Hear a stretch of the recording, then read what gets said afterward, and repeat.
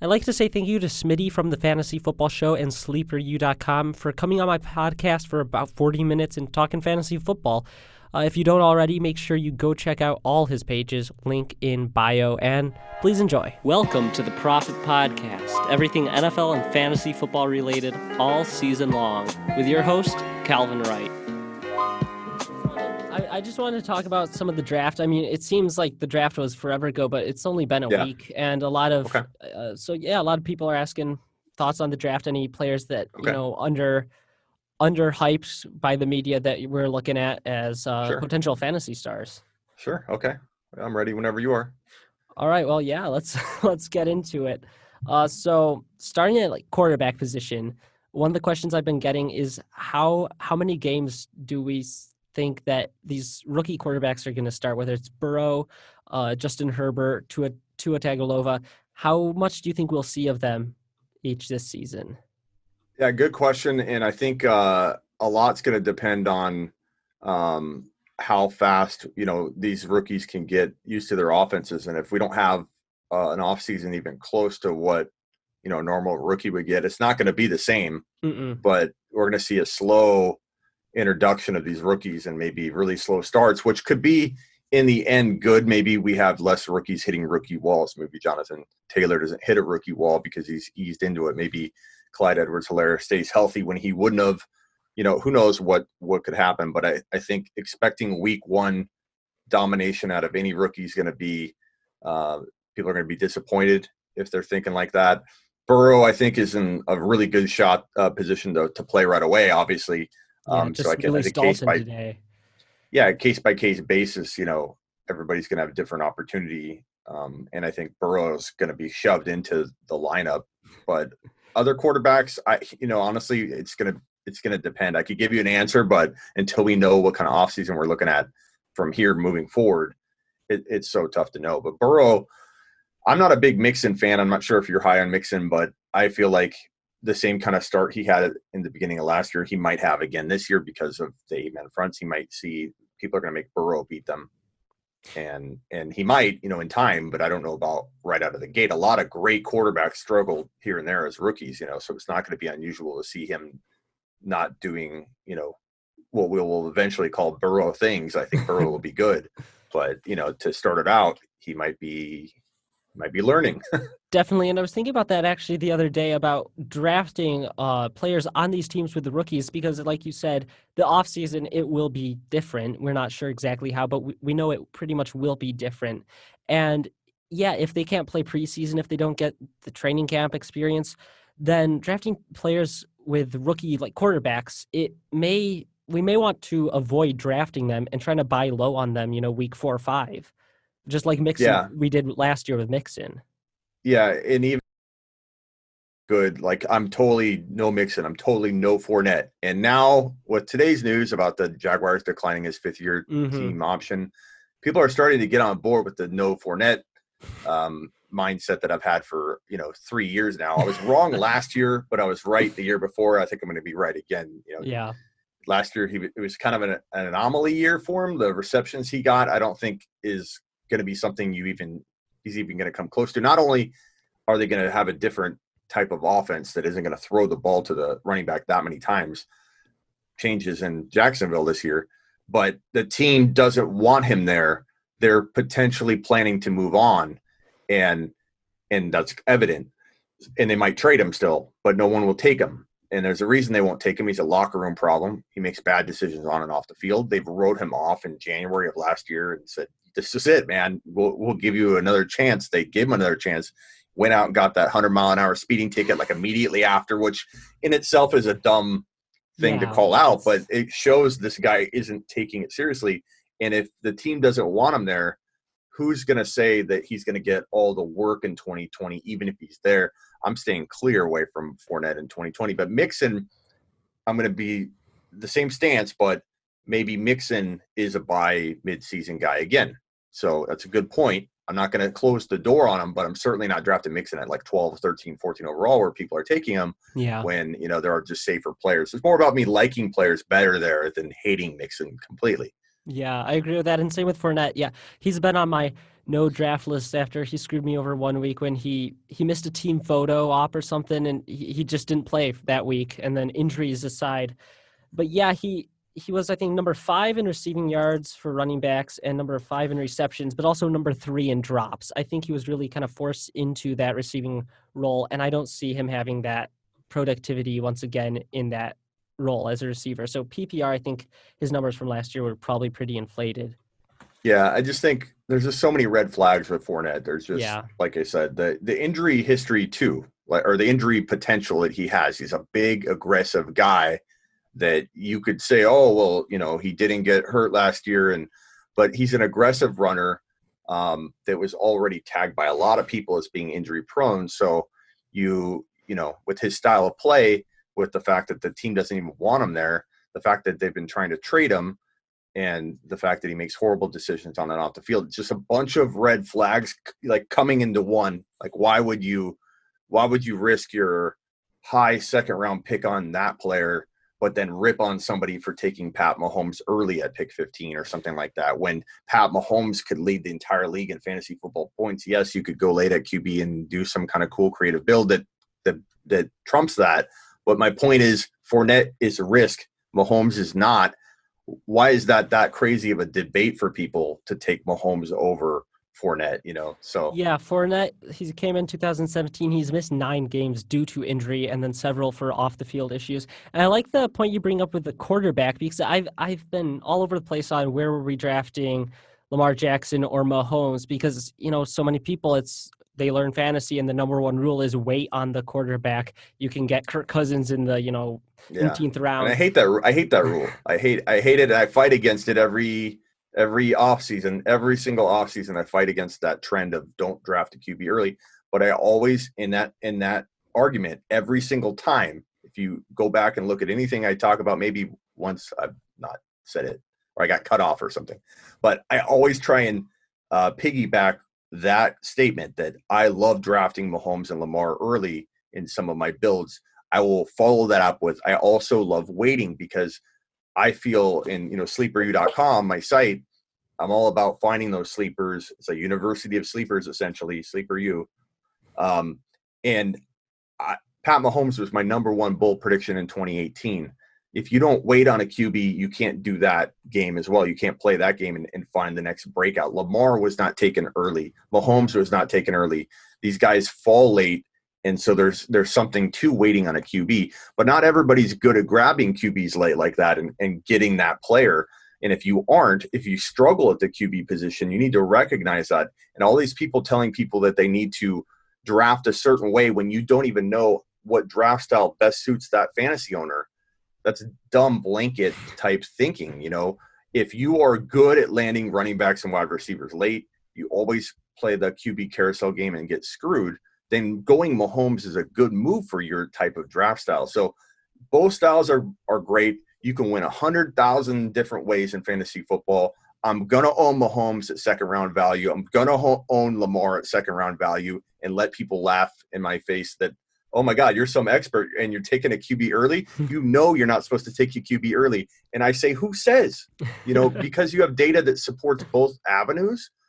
And I will be a guy taking Kyler Murray if I should get so lucky and he falls to round 5 or 6. I will take Kyler Murray, which will be similar impact as Lamar had kind of last year, but at a little bit higher price tag, but still a price tag that can explode from that draft value. So Watson late, Aaron Rodgers is written off by everybody and their mother, and he could go at round 9 or 10 in some drafts where people hate Aaron Rodgers, and I'll take Aaron Rodgers all day in a wait on a QB strategy. So I love playing it all. I play in about, I think I'm at like 15 leagues already.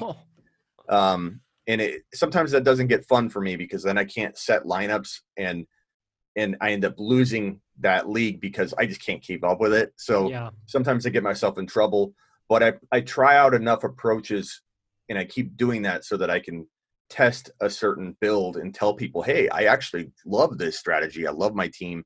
And then I can build content on it. So there's a rhyme and reason to all the leagues I do. And you'll see me owning quarterbacks early, late. I'll do all of it.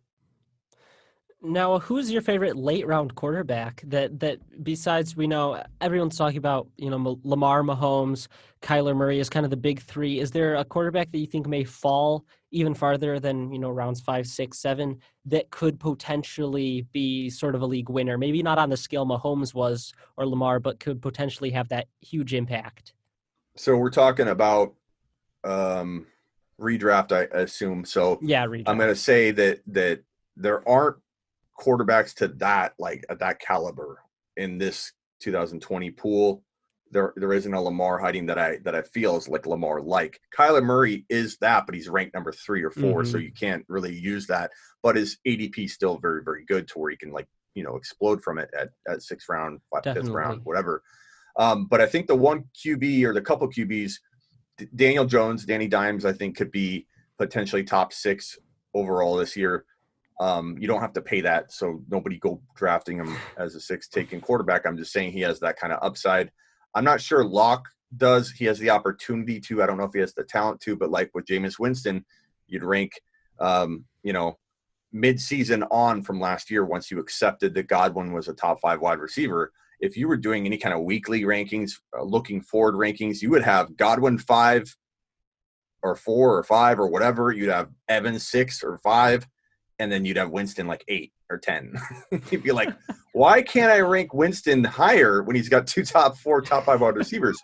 I feel the same way about Locke right now, but I'm not going to call him a bust or anything. I'm just kind of want to wait and see type approach with Locke because I Yeah. feel I don't know what's in store for him. I know he's got all the weapons in the world, but he's not one of those players, but he could be for other people. I could see them saying Locke. But Daniel Jones for one. Aaron Rodgers is not the typical name I'd throw out because he's Hmm. a well-known commodity, but he's falling so late to QB 10, QB 11 in some cases. Like that to me is a weirdly trapped breakout or undervalued player because Yeah, I he's mean the he's bottom been line is good. he's undervalued. Like it doesn't matter if he's old or a hot commodity or whatever in the past. Like he's being looked at as a risk and washed up, and he's 36 years old. He's not 42, 43, 44. He's 36, and they did a bad job drafting. Yeah. They should have got him a wide receiver. I don't understand that. But Lazard, the Lizard's pretty good. Aaron Jones, I mean, getting Dylan Dylan. is a pretty solid football move. It hurts the value of Aaron Jones quite a Oh bit, yeah. but having Dylan there, having Aaron Jones returning, he might get vultured some, but having Devontae Adams, having Lazard, that's still a really good core group of weapons. So if anyone's going to say they don't have anybody, I don't understand. I don't understand that argument at all. Like there are teams Yeah. that have less than that where the quarterbacks are dominating, and no one's saying the same thing to that quarterback. So I don't get that. It's just a really good running back, really amazing wide receiver, and an okay wide receiver too, with an awesome backup running back that can salvage any kind of injury that might hit Aaron Jones in that starting lineup. Like, where's their lack of talent? I don't get it. Aaron Rodgers, I think, going back up. Yeah, I would agree with that. And a lot of people have just kind of completely it's strange because they haven't forgotten about him. They've just seemed to forgotten what he's capable of fantasy wise. And even his numbers, they aren't it's not like he's having bad seasons. Even last year he wasn't a bad quarterback. Yeah. I mean, Adams was hurt. They revamped their offense, reshaped it to be a run heavy offense Hmm. because it didn't have Adams. It had Lazard as the number one. It had, spotty wide receivers, given if you take Adams out of the equation. But they were 13-3. Yeah. They were a Not Super bad. Bowl contending team, and somehow Aaron Rodgers failed people. I don't understand. It was a weird year, and I think he'll be fine. And no, Jordan Love doesn't concern me for the now. Yeah, I like definitely. him a little bit, but I he's not going to supplant Aaron Rodgers, who has, in my opinion, and I've watched the footage on it. I'm not just speaking from a place of nostalgia. He's still the same player, and he's only 36 years old. Like, you don't drop off at 36 as an elite quarterback like that yet. You can still do it. You can still do big things for 2, 3 more years. Yeah, I agree with that. Now before we get in to the draft, some of our favorite picks from the draft, I wanted to ask real quickly about Deshaun Watson, because I feel like a lot of people have just almost written him off because Hopkins is gone. Do you think he will still be able to put up really great fantasy numbers without Hopkins? They do have David Johnson there. Not sure how much that helps, but do you think he's pretty much, his heyday is over for now at least, or do you think he could still provide very solid fantasy numbers? Very solid. And he's dropped from, what would probably have been fourth or third round value to some people, depending on your league. Some people don't draft QBs till round 5 or 6. It depends on your league. So whoever's watching and they're flipping out going, Mahomes goes in the top 5. What are you talking about? Well, you're in a homer league or a league where, you literally everybody's taking quarterbacks in the first round. Like that's unusual. Or if people are in a league where no one takes a quarter, like that's unusual too. The ADP is the ADP. There's a reason why Mahomes has a late second round ADP. There's a reason why Lamar has a late second round ADP. On average, people are taking those QBs there. Watson was in the 3rd to 4th round range in general. And now I think he's falling to 5 or 6, sometimes 7. It's weird. We don't really have a good feel of ADP yet because the offseason's been crazy. I feel like a lot of these fantasy sites that did create a lot of good ADP data, they're not yet updating things properly. They might now that the rookies have been taken, but I think that at 6th, 7th round value, you're looking at one of the steals of the draft because to me, he's like Russell Wilson. The wide receivers have evolved, but he still produces the stats. He runs a ton. He isn't dependent on a wide receiver like I think an A-Rod is. He's more of he's going to utilize the weapons that he has around him and get a lot of running. Still can throw 3 TDs without having an Adams there. Would I have liked Hopkins to stay? Absolutely. Would I have liked CeeDee Lamb to have landed there for the long term? Absolutely. But Cooks is a pretty good wide receiver, and if he can stay healthy, he'll do good. Yeah. And Fuller's really good. He just always gets hurt. Yeah. It's a decent wide receiver crew. It's not horrible. It's decent. Yeah, There's it's no pretty good. superstars, but Watson will get a lot of damage done on the ground. And I think that if you want to rank Dak, if you want to rank Russell Wilson ahead of Watson, I'm okay with that. Obviously, Kyler Murray, Lamar, and Mahomes are ahead. But after Russell Wilson and Dak, maybe Tom Brady and redraft, and people got mad about that a month and a half ago, saying that was insane because I've had Brady in my top 7 all pretty much off season, and now everyone's kind of getting on board with that. Past that though, like you could argue Deshaun Watson's 4 or 7, but Yeah. I personally have him right above Dak still in fantasy, and I know that might not sit well with some people given all the weapons Dak has, but I think Wilson and Watson are kind of interchangeable right at 4. Yeah, I'd agree with that. Now, so let's get into our draft because a lot of people have been asking, what's your favorite, or not favorite, but what are some running backs or just 1 or 2 running backs that weren't as hyped, maybe didn't go first round, but you think could have fantasy impact, very solid fantasy impact even this year? I mean, I'll start at the very bottom and say McFarland could do well if he gets a shot. Benjamin, I don't know that he's going to get a shot, but if, let's say, something happened to Chase Edmonds, he would be the handcuff to have with Drake, and in that offense, he'd do well. Zach Moss, if Singletary went down, I think Moss would have a tremendous amount of value for a short period of time. I don't know if he's a long-term answer in the NFL.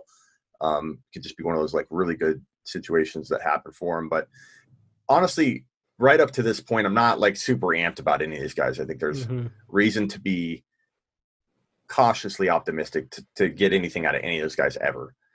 I think right here after that, you're talking about number 7 overall for my rookie rankings, A.J. Dillon and Keyshawn Vaughn. So these 2 running backs are the only 2 running backs that are right below Akers, Swift, Dobbins, Taylor, and Edwards-Helaire. So you're really looking at just 2 guys, in my opinion, that have what you're talking about. Really huge upside, maybe. We're kind of drafted late, kind of under the radar currently in a lot of fantasy rookie-only drafts. But Keyshawn Vaughn, now there's rumors that the Bucks want Fournette. I think those could get shot down by the end of the night, Yeah. or it could happen. Who knows? DeAndre Hopkins getting traded to my Cardinals. What state are you in?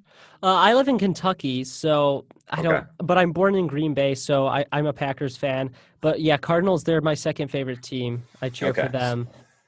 So I'm in Arizona. So Okay. after Hopkins landing here, anything's possible, man. So Fournette could either get cut tomorrow and not signed by anybody like Winston, struggled to get signed, or he could sign with the Buccaneers or get traded to the Buc. I mean, who knows?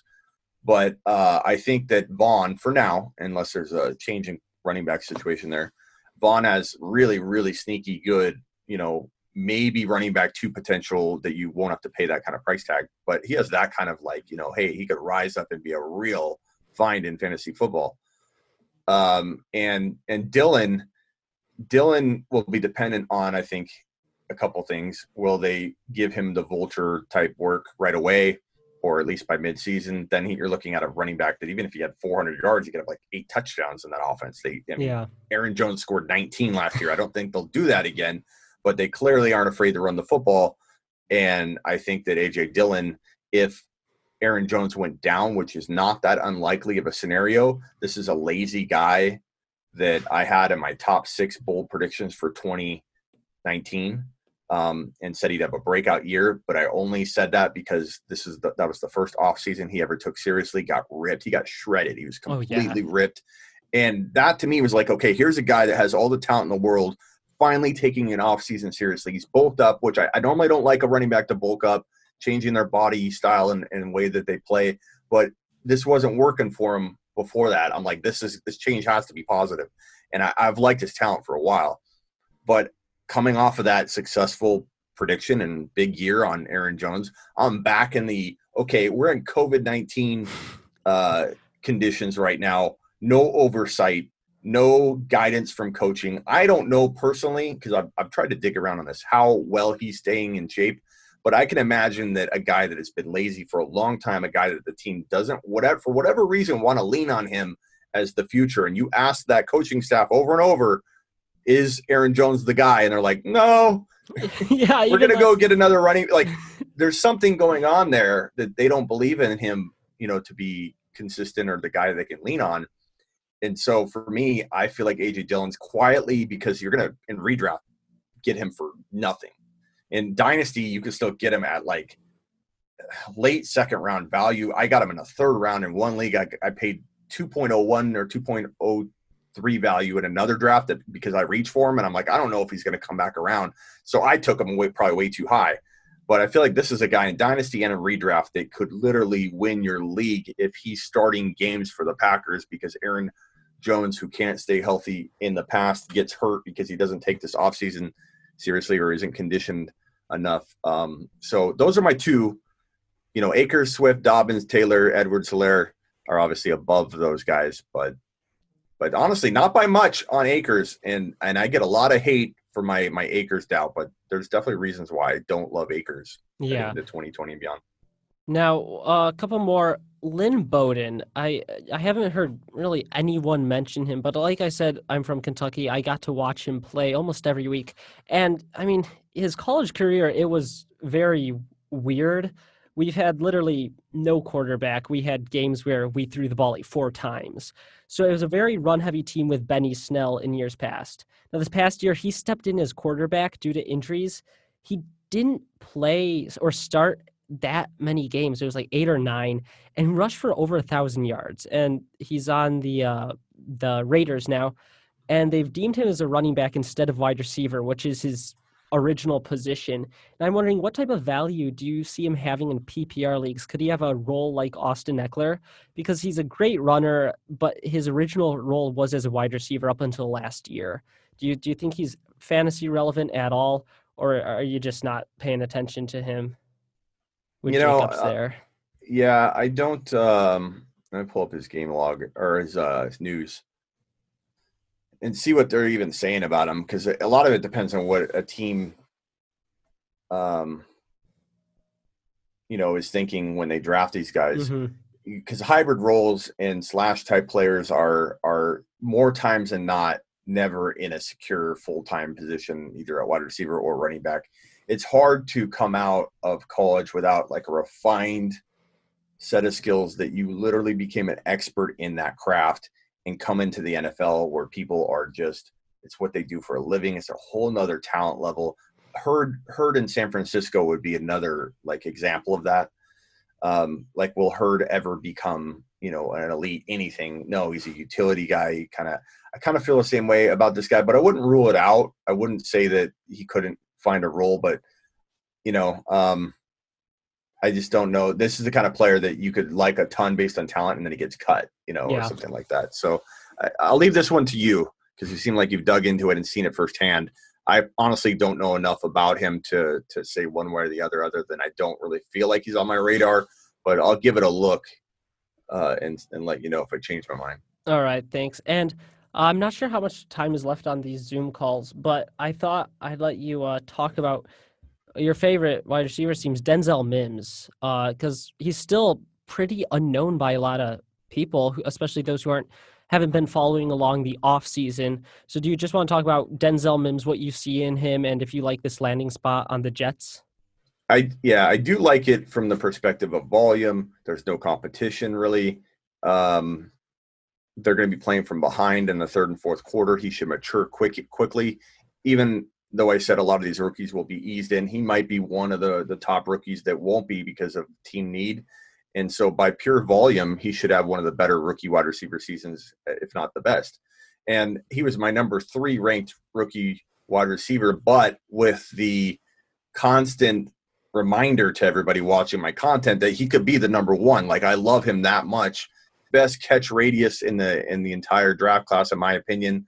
Most NFL ready in terms of dominating and getting physical with defensive backs, and to know that skill and to have an innate ability to utilize your strength, your aggression, your spatial awareness, like to manhandle defenders, it'll make the transition into the NFL with better DBs a lot easier for him. And I always say this whenever I when I talk about Mims, that a lot of people will say he's either going to get called for pass interference on every single play at the NFL level, or he's already doing things that Hopkins does really well, and in terms of just controlling space around him and using his hands. But he'll literally, all the way down the field, just push off, but does it in a way that you see NFL players do it and have success Yeah. with it. Just creating separation, using his body.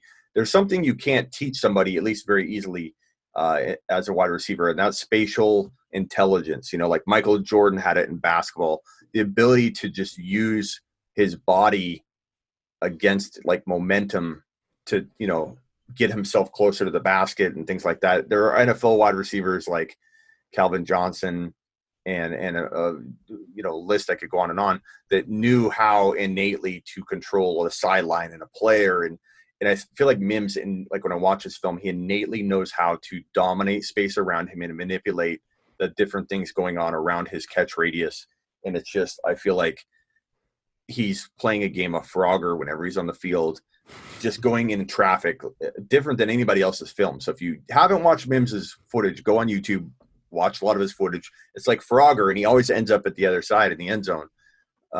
So I'm excited about him. The volume's there. Sam Darnold, I'm not excited about, but I had A.J. Brown as my number 1 ranked wide receiver in January before his rookie season unfolded, and I moved him down because of the landing spot. And I don't know that I want to make that same decision here, hating Sam Darnold for the future and compromising my assessment of the talent level, mixed with there's still opportunity whether you like the quarterback or not. Quarterbacks can change really quickly. No one thought Tannehill was going to be what Tannehill currently is today, which is a good NFL starter, not an amazing quarterback, but he's a good quarterback that they like, that fits very well. We already know it meshes well. A.J. Brown's now, I think, and he's top 5 to 7 wide receiver bound. That's my opinion on A.J. Brown. Mims, I'm going to say talent's going to win out. Something develops or Darnold gets better. So I'm liking him as the 3rd ranked wide receiver. I could argue too. I don't know how I feel about Judy yet. I think talent could win out there. Talent could win out with CeeDee Lamb. They're both in kind of weird situations that are very hard to like even break down. Judy, how can he, unless Locke becomes a monster, how can he get the volume he needs with Sutton, who I think isn't as good as Judy, but he's damn good. And Yeah. Fant in a running game, and they run the ball a ton, and PPR, Melvin Gordon's going to steal a lot. So it's hard to imagine Judy having a monster, consistently good rookie year. I think he'll have a huge game, give us a little dose of what we're going to maybe see in 3 years from now. CD Lamb, same thing, but I think Mims is the guy that's going to be able to show it a little bit faster. Yeah, I'd agree with the Judy one. Just if you believe Judy's going to, put up great numbers, and Cortland Sutton and Melvin Gordon and Noah Fant, then you got to believe that Drew Lock is going to also, support like 4 different great offensive options. And I just don't see Drew Lock being ready to do that fantasy wise. Yeah, and I'm not saying he won't.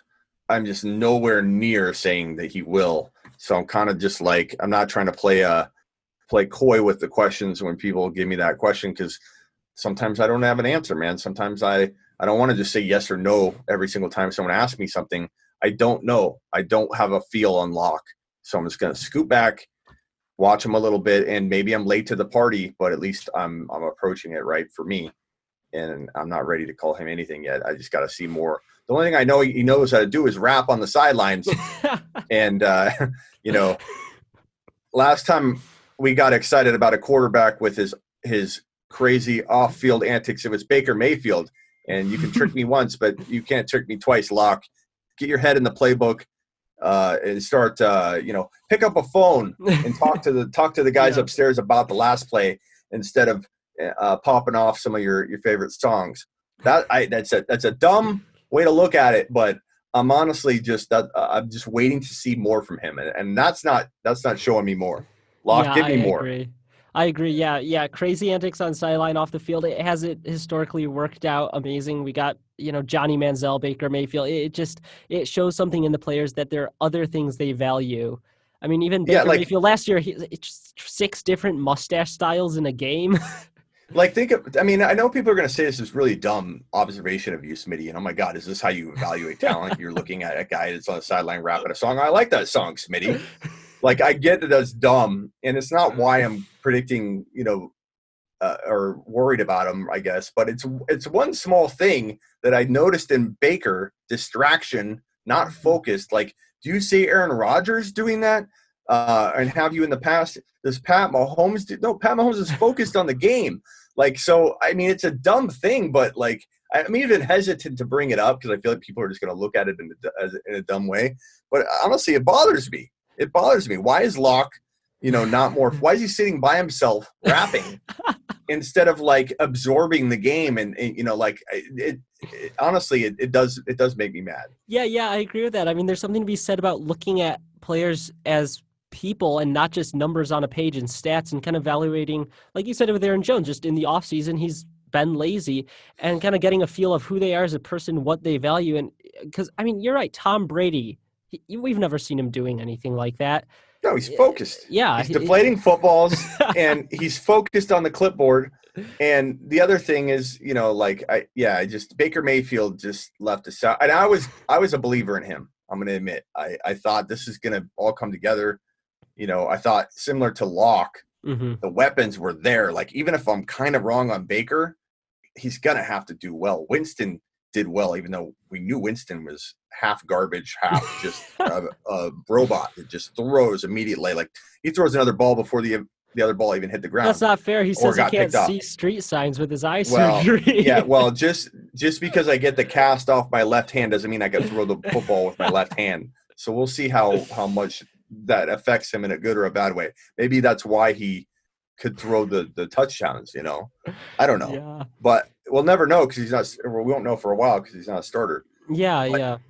But Locke, I'm just going to wait. I'm just going to wait and see how seriously he takes things. And it's just hard for me to imagine, the top quarterbacks take the game seriously. And Joe Mixon's on like lives drinking and partying and stuff too. So that's another, you could say, oh, Smitty's dumb. He looks at the live video and decides who he likes. No, there's a lot of reasons Joe Mixon's a big risk.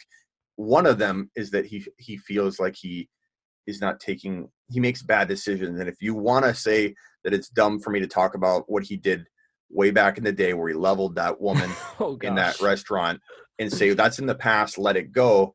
No, it's not. His decision making is kind of transcendent through his career, like especially like in the off season right now. I don't think he's doing what he needs to do to stay in shape and take things seriously if he's constantly on Instagram live partying. I don't know. It's a dumb stance all by itself, but I think it means a whole lot when you couple it with everything else. Yeah, I followed Mixon maybe a year ago because I was a fan of his, and every other day he's doing Instagram lives driving, and it just he's I never seen a live of him working out. It seems like he's got other things on his mind, and even we saw, I know the quarterback situation in Pittsburgh was horrible, but with Juju Smith-Schuster, he was, doing these YouTube videos where he's crashing people's proms, just up until a couple of weeks before the season. And you do start to see a pattern where decision making, how seriously Yeah, they take things, it does start to influence what they do on that's the it's a field. good point about Juju. You know, um, I think a lot of his downfall was Ben Roethlisberger because he just completely he gets removed from the offense just crumbles. But he did have a lot of fires going in fantasy football related with his draft, with the draft app, and all these different things. Like I wonder why the team didn't step in and say, look, focus on football. So that does concern me a little bit with Juju. I think he could be a big bounce back candidate in 2020, but I am going to keep an eye on what he's doing in the offseason because, he better be working out and training, and I know Alvin Kamara got hurt, kind of a bad example from last year, but that guy is a worker. He's Oh yeah. standing on a balance, like a rubber ball balancing like weights and stuff like that. Like that's how I want my fantasy players to be treating the offseason. I know I'd just be digesting film, eating my 3 meals a day in the facility. I know they can't right now, and just playing myself in Madden over and over and over. Like I'd focus on the game. Yeah. Well, yeah, we're running out of time. The Zoom thing shuts off. So thank you once again for coming on. It's great talking to you. Definitely, like you said, a dinosaur in the industry. So thanks for coming on and talking, sharing some of your knowledge. It means a lot. Yeah, definitely. And maybe we'll jump on an Instagram live soon, talk a little bit more. Go get Clyde Edwards-Helaire. Don't buy into the early, it's going to be Damian Williams. It could be. It might be, and it should be, to start week 1 to ease this guy in, especially with the rookies. But Clyde Edwards-Helaire, I feel like he's MJD 2.0, and I'm just so excited about this guy playing for the Chiefs. So who's your number one breakout? That's mine across the board. Dynasty redraft. I want Clyde Edwards-Helaire shares. I like Drake and Eckler too, but Redraft, I got my eyes DeAndre Swift with Kerryon Johnson. Kerryon can't stay healthy, and it's one where I think we could see, a tandem. Kerryon's probably going to get the bulk of the workload early on, but if Kerryon goes out for a significant amount of time, especially back half of the season, you could have DeAndre Swift in a workhorse role for a big chunk of games that could really push you into that playoff if you can draft DeAndre Swift very late, maybe in free agency. does it worry you that they can't produce running backs there? Do you think it's just the fact they haven't had the right one because they, going back to Abdullah and Kerryon, and the fact that I think they have a sharing tendency at the running back position. That worries me, but I think Swift, if there is an open door there, there's opportunity there. Mm-hmm. I could definitely see it happening. So yeah, obviously Detroit worries everyone, but I yeah. could see Swift having a good role if Kerryon goes down. Yeah, they might just move over to Swift even with a healthy Kerryon. I mean, Kerryon hasn't been what people thought, but it could be Detroit is, I guess, my concern. But we'll see. All right, well, thank you. I'll see you next time. All right, man.